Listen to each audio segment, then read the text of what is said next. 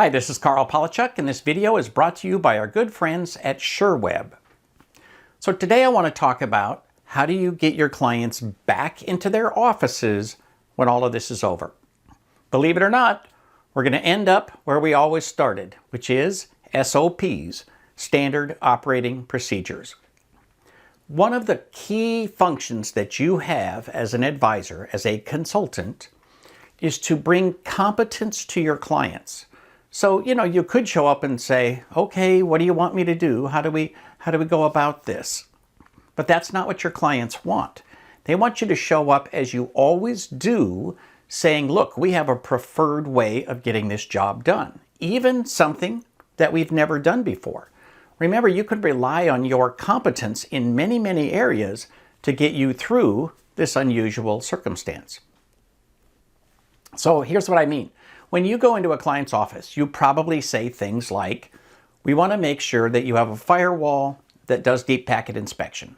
We want to make sure that you're using business class software and not some, junk that you found on the street. We want to make sure that you have the best hosted services. We want to make sure that you keep your hardware under warranty. Those kinds of rules help you to not only do the right thing for your clients, but they make you look like you know what you're doing. There are consultants who just walk in and say, okay, what do you want me to do? Well, that's fine if you want to be a hired hand. But if you want to be a true advisor to your clients, then you need to go in with a sense of authority and say, look, there is a right way of doing this. So think about how your clients are going to get back to work. Will it be in phases? Will they start with some employees and then move to others? Or will they bring everybody back at the same time? What do you have to do with the equipment that's on site? Some of it has been turned off, so perhaps you need to show up a little bit early, start up that equipment, patch it, fix it, update it, make sure that it's all secure, right? You need to minimize downtime. There's a lot of factors that have to go into this. So the good news is you have all the skill sets you need to make this successful. Now you need to work with your clients, extending that roadmap process we talked about before. Take charge of the situation and show them how you want them to get back into business. So how do we go about that? Well, thing number one is you need to create a checklist. And in fact, you need to create a lot of checklists, but we're going to start with a master checklist for getting back to the office from this situation. Again, you're going to ask those questions. Is everybody coming back at once? Are there specific employees that need to be set up first? Should I be going into the office and doing some updates before we get going? Is there new equipment that is going to be needed? Right? However you do that, put together the big checklist. Second, fine-tune that checklist for each one of your clients. Right? At the end of the day, each client has a slightly different setup. They have a different number of employees. They have a different standard operating procedure. You're probably going to work with the same person who's always been your primary contact, but that may not necessarily be the case. So make sure that you ask that question. Again, what things can you do to minimize downtime? It might be different for one client than for another.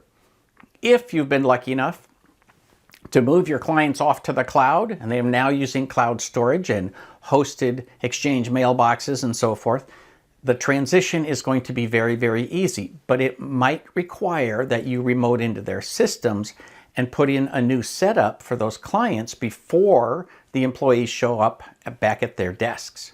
So again, start with a checklist, fine-tune it for every single one of your clients, and make sure that you've got a plan. Remember, part of what you have going for you is that you've got lots of experience because, one client has one experience with what they've gone through in response to this particular health situation. But you have a long history of experience working remotely with your own employees, with your technicians, with your vendors. Perhaps you have tech support in another city or another country. Right? You have a long history of being able to deal with all of the technology that's involved with that. So don't, write that off as something that's not important. Your experience is extremely important. And finally, number 3, believe it or not, you can create an SOP, a standard operating procedure that helps all of your clients go through this in an organized fashion. And you know, the first 2, you might be fine-tuning it and testing it, but after that, you will have a process that you can just repeat again and again and again.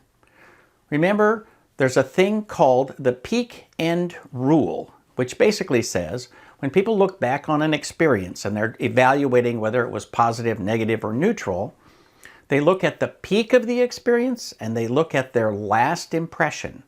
So with luck, for you, the peak of their experience is going to be how your clients felt embraced and helped when you helped them get into a remote work situation. And with luck, their last experience is you showing up looking completely in control and competent and confident about how you're going to get them back to work.